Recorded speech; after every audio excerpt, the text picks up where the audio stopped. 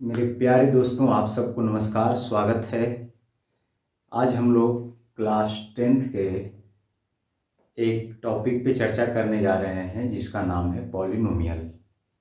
तो आप सब 9th क्लास में भी पढ़े होंगे पॉलिनोमियल, है ना। तो यहाँ थोड़ा सा और डिटेल से हम लोग को पढ़ना है पॉलिनोमियल के बारे में, खासकर क्वाड्रेटिक पॉलिनोमियल के बारे में। तो आइए बच्चों, हम लोग समझते हैं कि पॉलिनोमियल होता क्या है, इसके बारे में हम लोग चर्चा करते हैं। ठीक है, तो मैंने लिख दिया है पॉलिनोमियल क्या होता है। ध्यान से समझिएगा, हर एक चीज को मैं क्लियर करूंगा और आप ध्यान से मेरे साथ बने रहेंगे तो सारा कॉन्सेप्ट जो है आपको 100% क्लियर होगा। ठीक है, लिखा है कि the form of an expression, यानी कोई भी एक्सप्रेशन एक फॉर्म में होना चाहिए। किस फॉर्म में होना चाहिए? तो इस फॉर्म में होना चाहिए जो कि लिखा हुआ है। ठीक है, उसको हम लोग पॉलिनोमियल कहेंगे। किस वेरिएबल में? एक्स वेरिएबल में। तो इस फॉर्म का मतलब क्या हुआ? ऐसा नहीं है कि जितना टर्म्स इसमें है उतना टर्म जो है आपको पॉलिनोमियल में लेना है। ये एक स्टैंडर्ड फॉर्म है पॉलिनोमियल का। ठीक है, कि मान लो a0 है, x की पावर 0 है, यहाँ a1 है, x की पावर 1 है। तो इस तरह से अगर रहेगा तो उसको हम पॉलिनोमियल कहेंगे।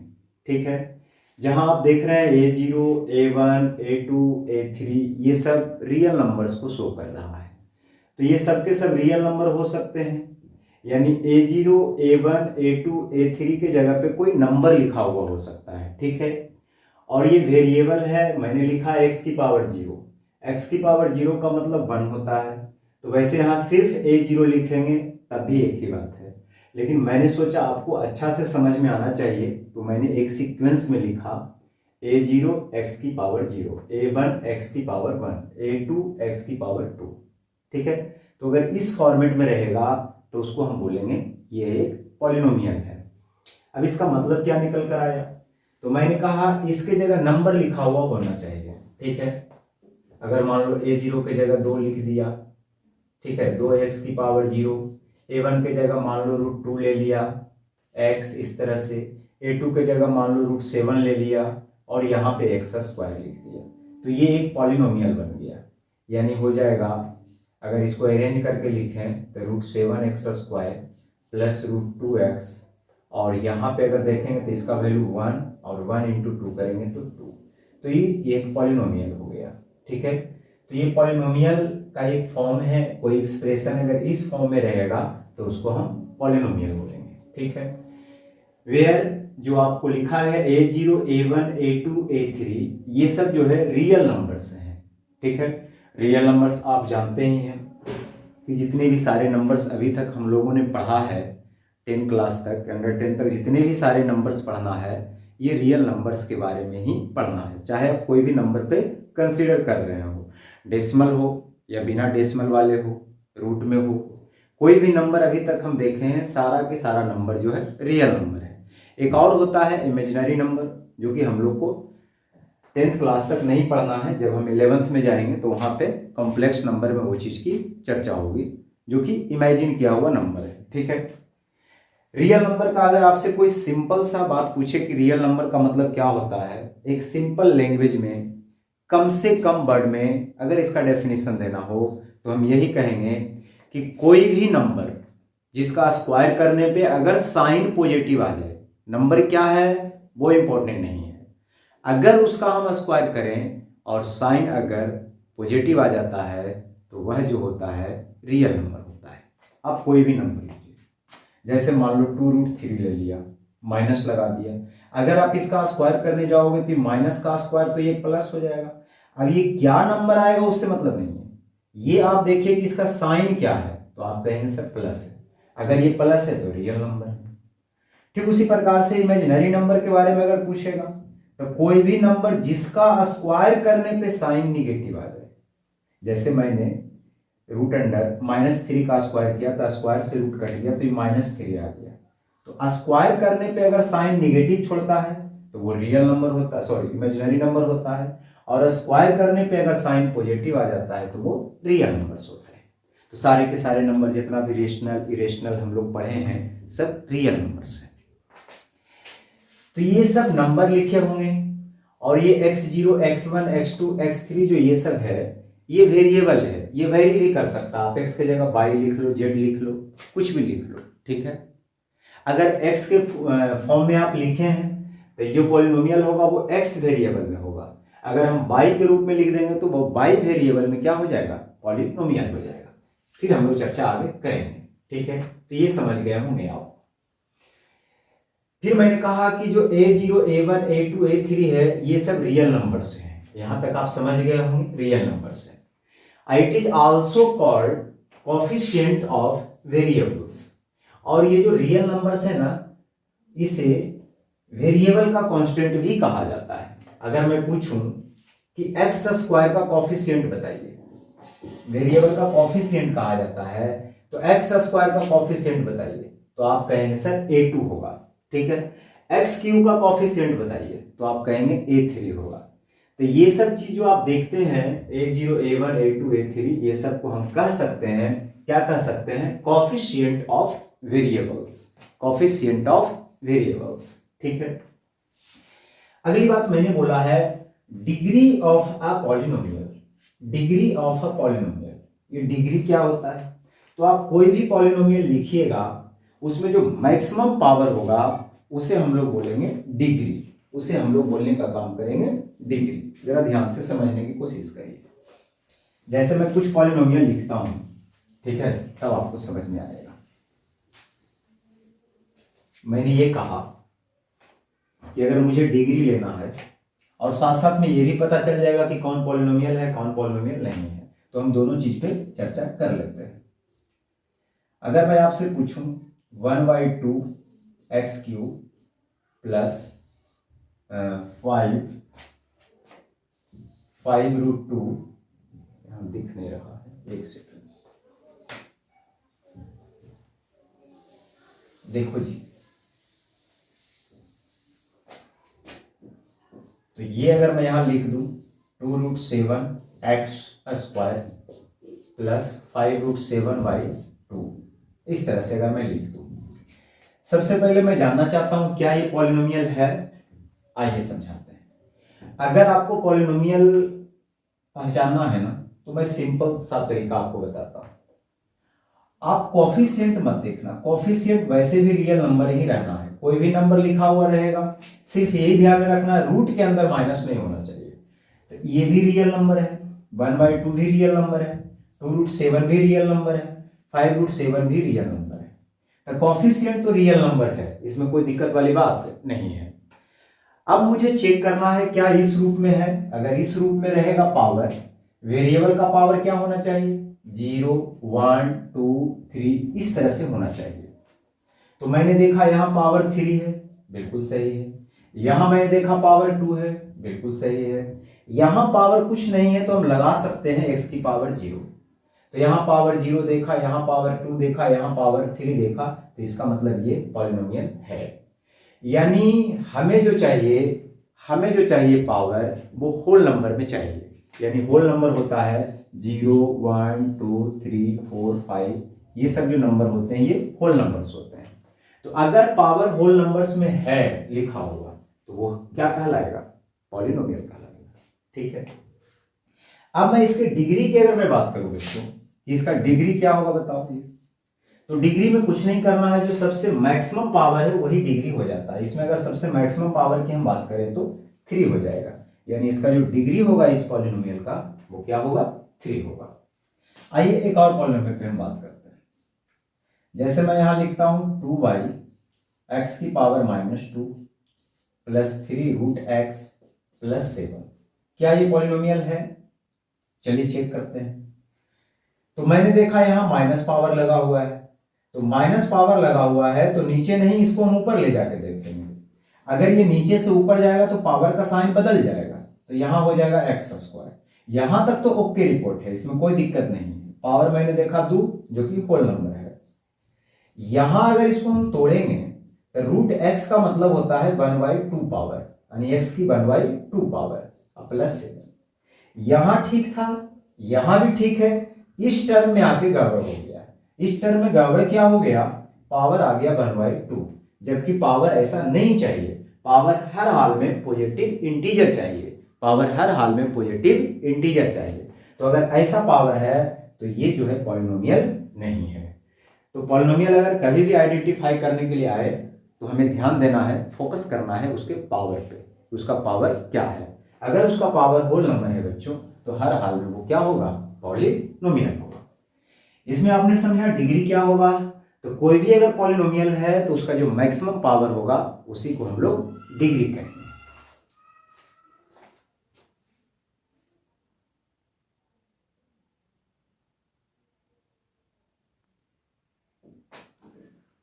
आइए बच्चों, अब हम समझते हैं डिफरेंट टाइप के पॉलिनोमियल्स। तो अगर मैं पॉलिनोमियल की बात करूं तो एक मैंने लिखा है कांस्टेंट पॉलिनोमियल। कांस्टेंट नाम से ही पता चल रहा है, कांस्टेंट होना चाहिए, नंबर होना चाहिए सिर्फ, बस। ए पॉलिनोमियल ऑफ डिग्री 0, कोई भी पॉलिनोमियल जिसका अगर डिग्री 0 होता है तो उसको हम लोग कांस्टेंट पॉलिनोमियल बोलेंगे। इसका डिग्री 0 कैसे है, तो देखो ये नंबर जो 10 लिखा हुआ है ना, इसको हम ऐसा लिख सकते हैं 10 इंटू एक्स की पावर 0, क्योंकि x की पावर 0 का मतलब 1 होता है। अब 1 को 10 से करेंगे तो 10 ही होगा, इसमें कोई फर्क नहीं पड़ेगा। तो इसीलिए कांस्टेंट भी पॉलिनोमियल होता है और उसका जो डिग्री होता है बच्चों वो 0 होता है। इसका भी डिग्री 0 होगा, इसका भी डिग्री 0 होगा। तो इस तरह के जो पॉलिनोमियल होते हैं उसे हम लोग किस नाम से जानते हैं, कांस्टेंट पॉलिनोमियल के नाम से जानते हैं। ठीक है, फिर आगे है लीनियर पॉलिनोमियल। लीनियर पॉलिनोमियल में क्या होगा, आ पॉलिनोमियल ऑफ डिग्री 0 नहीं, यहाँ पे 1 कर देना है, डेफिनेशन वही रहेगा, सिर्फ 0 की जगह 1 कर देना है। तो किसी भी पॉलिनोमियल का अगर डिग्री 1 होता है, डिग्री का मतलब मैक्सिमम पावर, तो अगर मैक्सिमम पावर 1 होता है तो उसे हम लोग लीनियर पॉलिनोमियल बोलेंगे। एग्जाम्पल के लिए हम लोग ले लेते हैं, जैसे 2x + 7, या आप +7 नया भी लिखो तो भी चलेगा, सिर्फ 2x लिख दो, ये भी पॉलिनोमियल है। ठीक है, इसका अगर हम डिग्री देखें, यहाँ पावर 1 है और यहाँ कुछ नहीं तो 0 है, तो यहाँ मैक्सिमम पावर 1 है, इसलिए इसका डिग्री 1 होगा। और किसी भी पॉलिनोमियल का अगर डिग्री 1 होगा तो उसे हम लोग लीनियर पॉलिनोमियल बोलेंगे। यहाँ अगर देखा जाए 5y + 7, ठीक है, तो ये भी एक पॉलिनोमियल है, यहाँ पे इसका डिग्री क्या है, 1, यहाँ आप √2 लगा दो, उससे कोई फर्क नहीं पड़ता। पॉलिनोमियल को px, fx, gx ये सबसे आप डिनोट कर सकते हैं। तो हम यहाँ एक लिख देते हैं px = 2√7t - 8। ठीक है, तो ये भी पॉलिनोमियल है, लीनियर पॉलिनोमियल, क्योंकि इसका डिग्री 1 है। ये भी लीनियर पॉलिनोमियल है क्योंकि डिग्री 1 है, तो सबका डिग्री 1 है, तो ये लीनियर पॉलिनोमियल हो गया। तो ये किस वेरिएबल में पॉलिनोमियल है, तो आप कहेंगे सर x वेरिएबल में। ये पॉलिनोमियल है तो किस वेरिएबल में है, तो ये y वेरिएबल में है। और ये जो पॉलिनोमियल है वो किस वेरिएबल में है, तो ये t वेरिएबल में है। तो अलग अलग वेरिएबल में अलग अलग पॉलिनोमियल होते रहेंगे। ठीक है, अब आते हैं बच्चों क्वाड्रेटिक पॉलिनोमियल। पर क्वाड्रेटिक पॉलिनोमियल क्या होगा, सेम डेफिनेशन रहेगा, सिर्फ डिग्री यहाँ पे 1 के जगह 2 हो जाएगा। यानी किसी भी पॉलिनोमियल का डिग्री अगर 2 हो जाए तो ऐसे पॉलिनोमियल को हम लोग क्वाड्रेटिक पॉलिनोमियल बोलेंगे।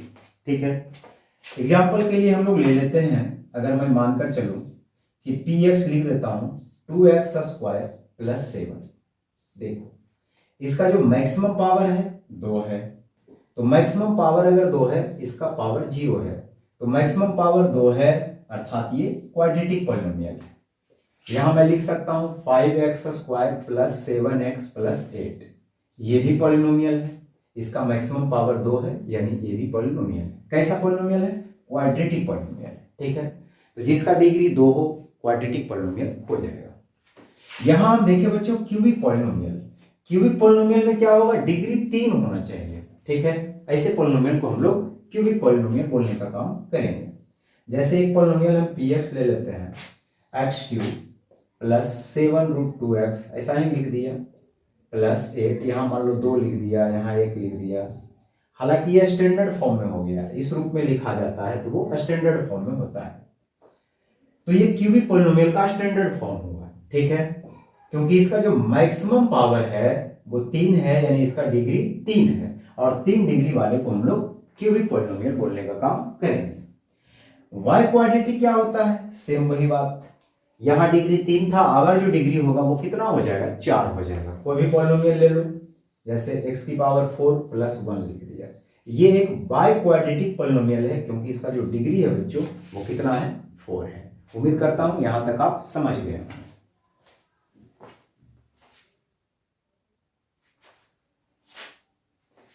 आइए बच्चों, अब हम लोग सीखते हैं, जो कि 10th क्लास में पढ़ना भी है, यही आपके सिलेबस में भी है, relationship between the zeros and coefficient of a quadratic polynomial. तो ये क्वाड्रेटिक पॉलिनोमियल, अभी आपने देखा कि कोई भी पॉलिनोमियल का जो मैक्सिमम डिग्री होगा, अगर वो 2 होगा तो उसको हम लोग क्वाड्रेटिक पॉलिनोमियल बोलेंगे, यानी मैक्सिमम पावर अगर 2 होगा यानी डिग्री 2 होगा तो उसको हम लोग क्वाड्रेटिक पॉलिनोमियल बोलने का काम करेंगे, ठीक है। तो क्वाड्रेटिक पॉलिनोमियल का जो स्टैंडर्ड फॉर्म होता है वो होता है ax² plus bx plus c। ए के जगह कोई नंबर हो सकता है, मान लो यहाँ 2 ले लेते हैं, बी के जगह कोई दूसरा नंबर हो सकता है 3, और सी के जगह कोई और नंबर हो सकता है 8। ये जो है क्वाड्रेटिक पॉलिनोमियल है, ये जो है क्वाड्रेटिक पॉलिनोमियल है। और ध्यान देना है, एक चीज और यहाँ पे आ गया है जीरोज के बारे में, कि जीरोज क्या होता है, पॉलिनोमियल का जीरोज का मतलब क्या होता है, आइए समझते हैं। अगर हम एक छोटा सा पॉलिनोमियल ले लें बच्चों, अगर हम लीनियर पॉलिनोमियल ले लें, ठीक है, और मैं बात करूं कि अगर ये लीनियर पॉलिनोमियल है, पॉलिनोमियल को हम px, gx, rx, qx, fx ये सब चीजें डिनोट कर सकते हैं। तो अगर ये लीनियर पॉलिनोमियल है 2x + 5, तो इसके जीरोज का मतलब क्या होता है, ठीक है, आइए समझते हैं। जीरोज का मतलब होता है कि वेरिएबल का कोई ऐसा वैल्यू आपसे जानना चाह रहा है, इसमें जो वेरिएबल x है इसका ऐसा वैल्यू आपसे जानना चाह रहा है जिसको अगर हम रखें तो पॉलिनोमियल का जो वैल्यू हो वो 0 हो जाए, ठीक है। अगर मैं 1 रखूंगा तो कभी नहीं 0 होगा, अगर मैं 2 रखूंगा कभी नहीं 0 होगा, क्योंकि ये प्लस में है तो माइनस में रखना पड़ेगा कोई वैल्यू, तभी 0 होगा। तो जीरोज निकालने के लिए सबसे पहले हम लोग करते क्या है, इसको 0 कर देते हैं कि चलो भाई इसका वैल्यू वैसे भी 0 होना है, तो हम इतना के बराबर 0 लिख लेते हैं और इसको इक्वेशन में फिर कन्वर्ट कर लेते हैं। तो यहां अगर देखेंगे तो ये -5 आ जाएगा 2x का वैल्यू, तो x का वैल्यू आ जाएगा -5/2। अब ये जो -5/2 आया है ना, ये इसका 0 आया है, ये इसका 0 आया है। 0 का मतलब ये नहीं कि 0 वैल्यू आया है, ये वेरिएबल का वैल्यू आया है जिसे हम लोग जीरोज कहते हैं। इसे रखने पर इसका वैल्यू 0 हो जाएगा। जैसे ही आप रखोगे यहां पे 2 × x के जगह -5/2, ठीक है, और प्लस में 5 है तो ये से ये कट जाएगा, -5 + 5 0 आ जाएगा। तो जिस वैल्यू को रखने पे 0 हो रहा है पॉलिनोमियल, वो कहलाता है जीरोज ऑफ अ पॉलिनोमियल, ठीक है। एक चीज और ध्यान देने वाली बात है कि अगर यहां पे 2 पावर होता ना तो इसका जीरोज भी 2 होता, अगर 3 पावर आता तो इसका जीरोज भी 3 होता, मतलब 3 ऐसे ऐसे नंबर आ जाता जिसको रखने पे ये 0 हो जाता, जिसको रखने पे ये 0 हो जाता। और भी हम एक्सपेरिमेंट करके देखते हैं यहाँ पे। अगर मान लो एक हम ले लेते हैं x², ठीक है, -2x + 1 ले लेते हैं, ये एक क्वाड्रेटिक पॉलिनोमियल है। तो इसका जो डिग्री 2 है तो इसका मतलब इसका जो जीरोज होना चाहिए वो भी 2 होना चाहिए। कौन कौन वैल्यू ऐसा रखेंगे जिसके लिए 2 हो जाएगा, तो इसको अगर आप तोड़ेंगे तो ये -x से टूट जाएगा, इसको तोड़ने के लिए भी सिखाएंगे। तो यहाँ से आप x कॉमन ले लेंगे तो x - 1, -1 कॉमन ले लेंगे तो x - 1, x - 1 कॉमन ले लेंगे तो ये x - 1, यानी x का वैल्यू 1, 1 आ गया। सेम हो सकता है, जैसे क्वाड्रेटिक पॉलिनोमियल है तो कोई जरूरी नहीं है कि दोनों वैल्यू डिफरेंट ही हो, सेम भी हो सकता है, ठीक है। यहाँ पर अगर कोई दूसरा नंबर ले लेते तो अलग अलग x का वैल्यू आता, लेकिन हर हाल में 2 वैल्यू आता है। अगर यहाँ 1 आया, मान लो वहां 2 आ सकता है, तो इसको अगर हम रखेंगे तो हर हाल में इसका वैल्यू 0 होगा, तो ये कहलाता है इसका जीरोज। तो ध्यान रहे, जितना डिग्री उतना उसका जीरोज होगा। अगर डिग्री 1 है तो x का वैल्यू भी 1 होगा, जिसे रखने पे पॉलिनोमियल 0 होगा। अगर डिग्री 2 है तो वो वो क्वाड्रेटिक पॉलिनोमियल होगा और उसका जो जीरोज होगा ना वो 2 होगा। अगर डिग्री 3 है तो उसका जीरोज भी 3 होगा। तो आज हम लोग सीखने वाले हैं कि क्वाड्रेटिक जो पॉलिनोमियल होता है उसके जीरोज और कॉफिशिएंट के बीच क्या रिलेशन होता है, इसके बारे में डिटेल से हम लोग चर्चा करने वाले हैं। आइए समझते हैं।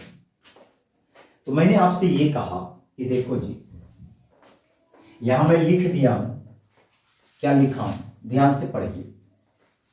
जो बोर्ड पे लिखा हुआ है ना उसको बड़े गौर से प्यार से बैठकर पढ़िए, आराम से। देखो जी,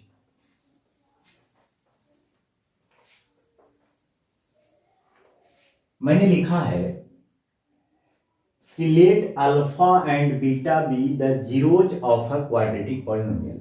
मैंने 2 जीरोज लिया। क्यों लिया 2 जीरोज? क्योंकि मुझे पता है क्वाड्रेटिक पॉलिनोमियल का 2 जीरोज होगा, इसीलिए मैंने 2 लिया। ठीक है, अगर ये लीनियर पॉलिनोमियल होता तो उसका 1 जीरोज होता, तो वहां पे 1 ही जीरो हम मानते।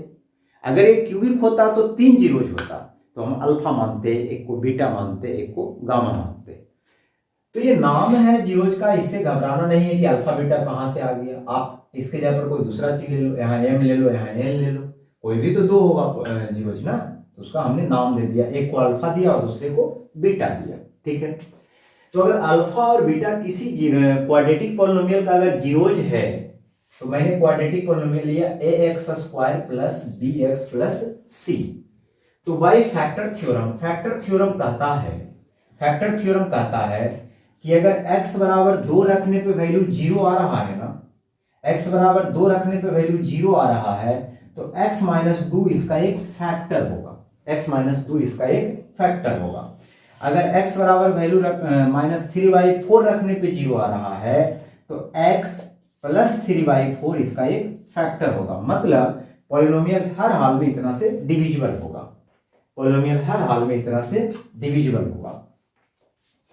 तो फैक्टर थ्योरम कहता है कि अगर आप x बराबर अल्फा रख रहे हैं और उसका वैल्यू 0 हो रहा है तो हर हाल में x माइनस अल्फा इसका फैक्टर होगा और x माइनस बीटा भी इसका फैक्टर होगा। फिर से अगर दोनों फैक्टर को हम मल्टीप्लाई कर देंगे तो हमें जो है जिस पॉलिनोमियल को हम तोड़े थे हम उस पॉलिनोमियल के पास पहुंच जाएंगे, उस पॉलिनोमियल के पास पहुंच जाएंगे। ठीक है, अभी आपने देखा था, चलो देखो फिर से समझो। x² माइनस 2x प्लस 1 आया था, इसको मैंने स्प्लिट किया तो ये आया x minus 1 into x minus 1। यहां से हमने वैल्यू निकाला था 1 1, तो ये इसका जीरोज है। तो अगर x बराबर 1 रखने पे 0 आ रहा है तो हर हाल में x माइनस 1 इसका एक फैक्टर होगा। तो ये फैक्टर ही तो है, x माइनस 1 क्या है, इसका फैक्टर ही तो है, तो ये फैक्टर होगा। ठीक है, ये 2 इसका फैक्टर बना है और दोनों को अगर फिर से मल्टीप्लाई करेंगे तो मेरा यही पॉलिनोमियल फिर से आ जाएगा। आएगा नहीं आएगा? आप कहने से बिल्कुल आएगा। तो मैंने कहा कि अगर 2 फैक्टर इसका अल्फा और बीटा है तो x माइनस अल्फा और x माइनस बीटा जो है हर हाल में इसका फैक्टर होगा। ठीक है जी, आइए अगर मैं दोनों फैक्टर को मल्टीप्लाई कर दूं बच्चों तो क्या मेरा क्वाड्रेटिक पॉलिनोमियल आ जाएगा? आप कहेंगे सर बिल्कुल आ जाएगा, आपका क्वाड्रेटिक पॉलिनोमियल 100% आ जाएगा। तो आइए देखते हैं। तो हम ये लिख सकते हैं कि भाई ऐसा करो कि एक फैक्टर x माइनस अल्फा है और एक फैक्टर x माइनस बीटा है, हम दोनों को प्रोडक्ट कर देते हैं। जैसे ही हम दोनों को प्रोडक्ट करेंगे तो मेरा क्वाड्रेटिक पॉलिनोमियल आएगा, यानी जिसको हम तोड़ के ये लाए हैं वही चीज आ जाएगा। तो हम किसको तोड़े थे? इसको तोड़े थे, तो इसका वैल्यू हो जाएगा ax² plus bx plus c के फॉर्म में। ठीक है जी, अब आइए हम इसको मल्टीप्लाई कर लेते हैं।